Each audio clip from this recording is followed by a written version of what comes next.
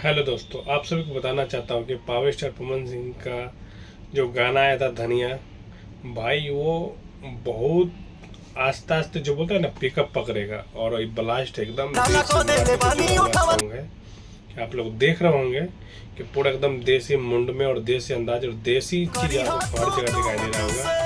गाय, भैंसी, साइकिल, खटिया, मतलब पूरा देसी फ्लेवर लेकर आए हैं पावर स्टार पवन सिंह जी। इसमें कोई दो राय नहीं है कि पावर स्टार पवन सिंह जी इस बार तड़क मड़क का नहीं, एकदम पूरा देसी, मतलब पूरा जो देसी होता है ना, देसी अंदाज में पावर स्टार पवन सिंह जी इस बार लेकर आए हैं। लेकिन मतलब सोच लो भाई, गाना इतना ब्लास्ट है ना, क्या कहूँ। सुनिए आप भी थोड़ा।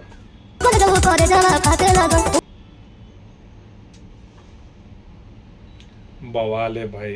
तो आप लोग कमेंट करिए, जब तो मुझे पता चलेगा कि भाई फिर मैं दूसरा वीडियो आप सबके लिए लेके आऊँगा ना। इसलिए आप लोग ज़रूर सब्सक्राइब करिए और कमेंट ज़रूर करिए।